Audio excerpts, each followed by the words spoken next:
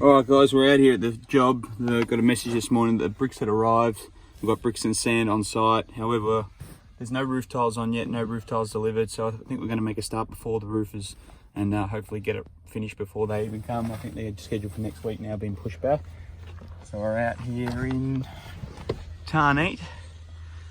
And this is the job. We've got no roof tiles on, as I said, but we're in the process. I've got Dad Dean setting up bricks around the house. And currently I am setting up the profiles. So let's go have a look at the job firstly. And what you find is got good access either side. Got an empty lot number here, empty lot over there. And so the boys, you can see, pumping it out in the first half an hour. There's been a bit of rain around. It does look threatening as well, but the boys are starting to set up bricks along that side. They've gone down the back and they're just starting the other side. So I've set up all the profiles now, and I just wanted to go over one of these things that I come across when I first started that used to get me in a lot of trouble, and I thought it might help some of you guys out when you're first starting setting out your jobs. So I've just set up the first two front profiles here, as you can see. Got the internal over there near the door, and we've also got this one here. So the importance of this, getting this thing square, is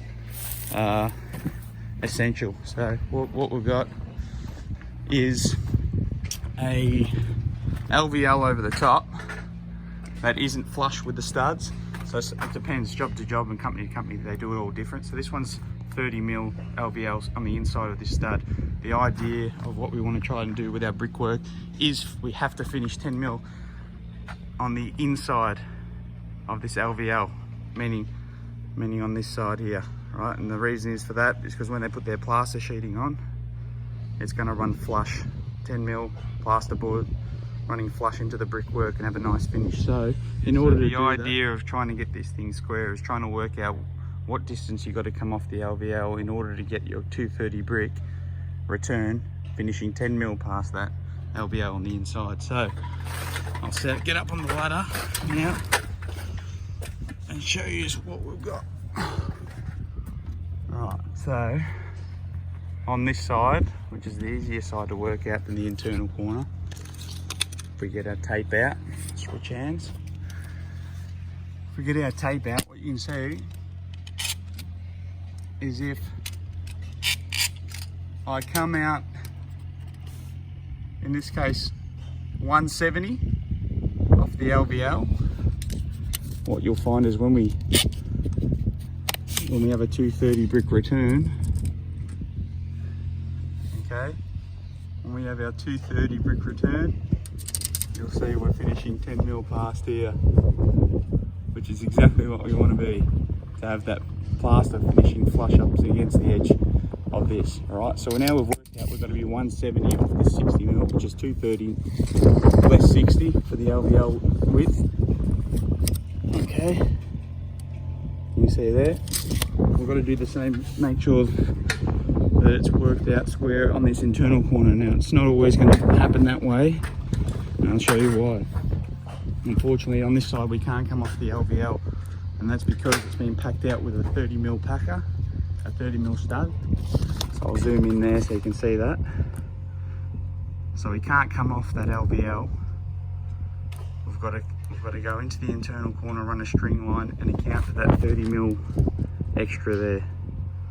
Okay, so ideally what we're going to have to come off to get the same 170 that the other side is, we'll have to less 30 for that stud there. Alright, so we'll take the ladder in.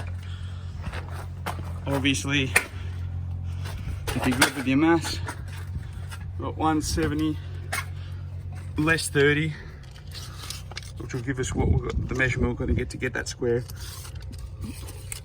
And what you'll find, we should find, is we've got a 140 there at the line. Okay, so that's accounting for that packet out stud.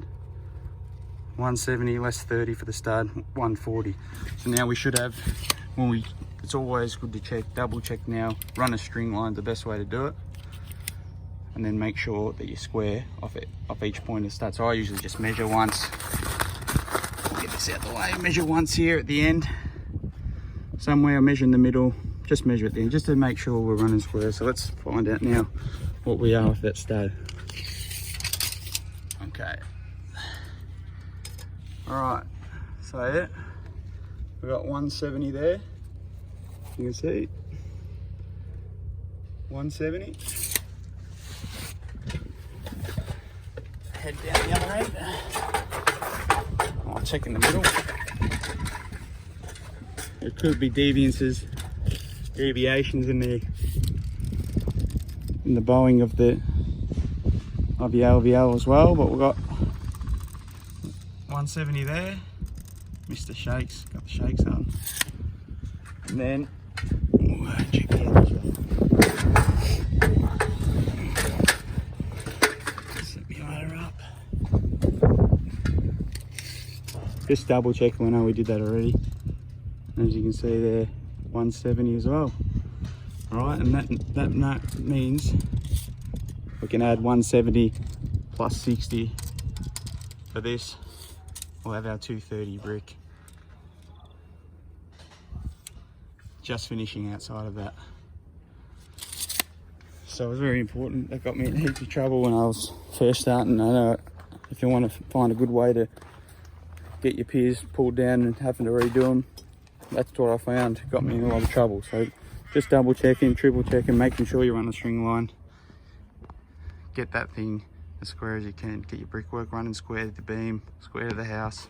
Obviously you can only go off what's there, so sometimes you have an LVL or you have some points of the house that aren't running squares, so we've got to do at best as what we can with what we got and what we got in place. So that's just a tip there on how I set out my piers, squaring off, making sure we're finished right, 10 mil behind the LVL there. So alright, let's get back into it, finish loading it up. Probably won't lay bricks today, probably come back tomorrow, get some action for you, but just another set out video. Cheers guys.